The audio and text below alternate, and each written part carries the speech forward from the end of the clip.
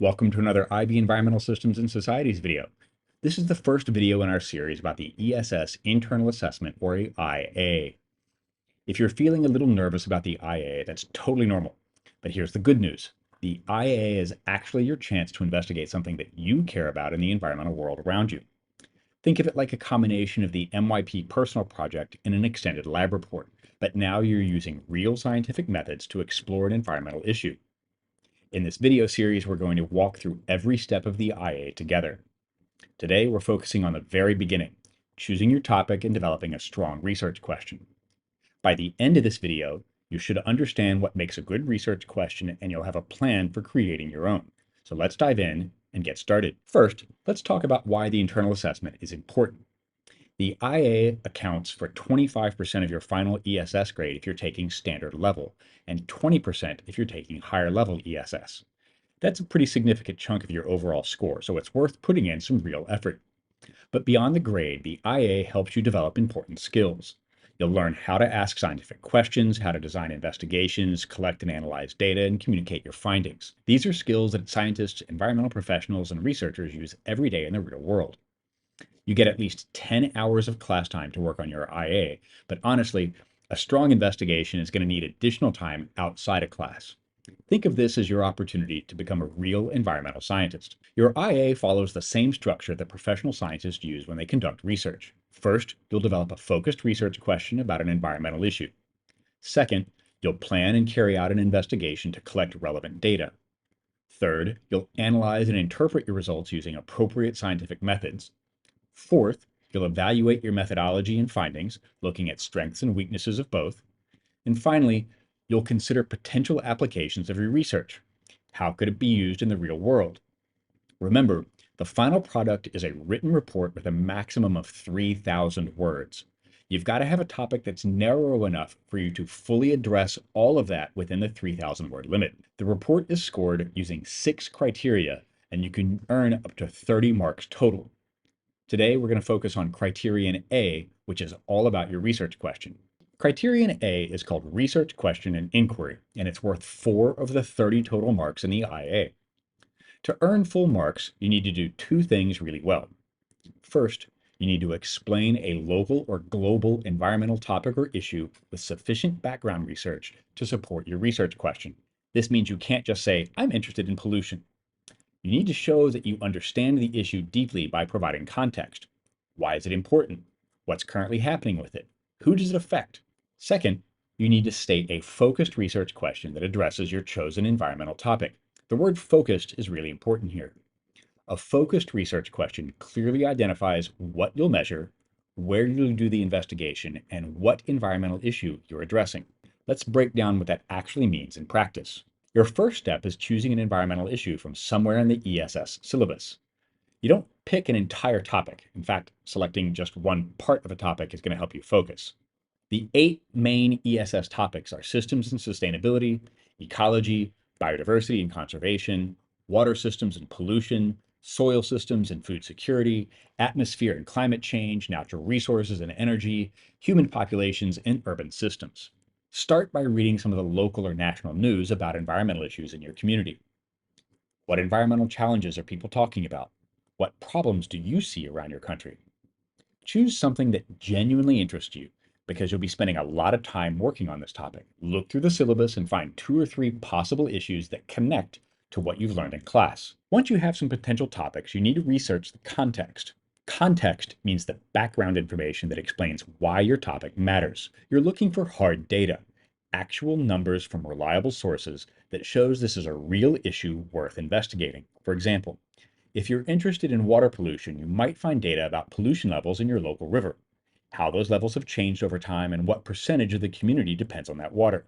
You might also find information about the economic impacts or health effects. This contextual information helps explain why your investigation is important. It shows that you're not just picking a random topic. You understand the bigger picture and you can explain why this issue deserves attention. Part of explaining your issue is showing how it connects to the broader world. One great way to do this is by linking your investigation to the UN Sustainable Development Goals, or SDGs. These are 17 global goals that address major challenges facing humanity, like clean water and sanitation, climate action, life on land, and sustainable cities. When you can show how your local investigation connects to one or more of these global goals, you can demonstrate that your research has wider significance. For example, investigating soil quality in local farms connects to SDG 2, Zero Hunger, and SDG 15, Life on Land. This connection helps strengthen your Criterion A score by showing that you understand both the local issue and its global importance. Now let's talk about developing a focused research question. The word focused has a specific meaning in the IA. A focused research question must include three key elements. First, it must clearly reference an environmental issue from the ESS syllabus. Second, it must identify the specific variables that you're going to measure during your investigation. These are the things that you'll actually test or observe. Third, it must specify a narrowly defined geographical location for your investigation. When all three elements are together, you get a research question that's specific enough to actually investigate.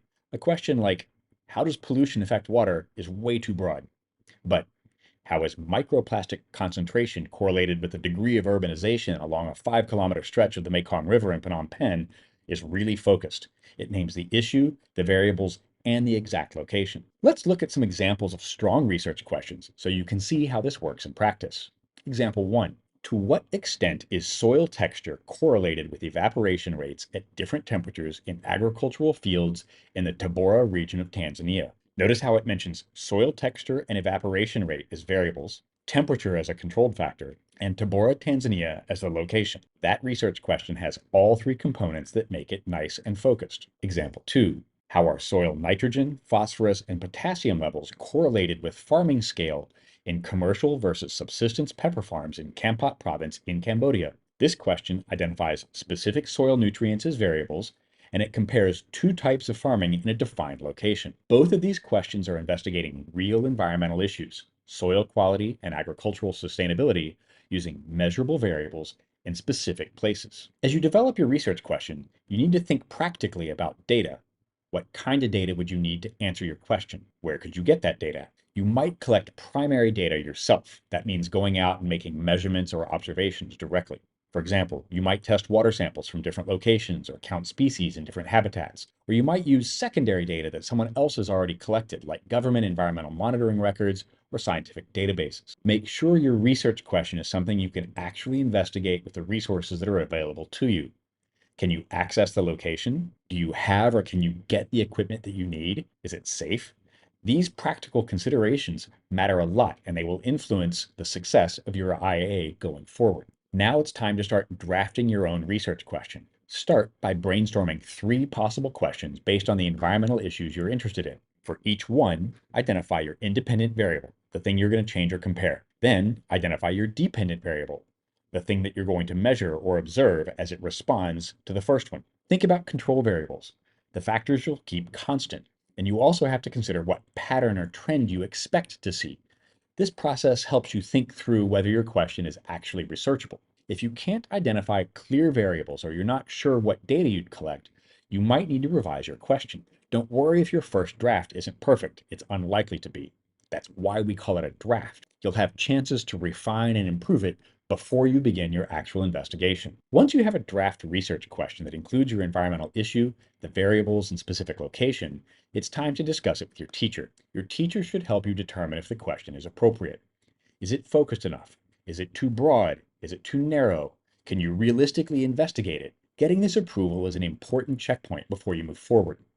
Remember, your teacher's there to guide you, not to tell you exactly what to do. The idea has to be your idea. Use your teacher's expertise to strengthen your approach. In our next video, we're going to talk about Criterion B, the strategy, how to plan your investigation and develop a strong methodology. Until then, work on developing your research question and gathering background information about your chosen issue.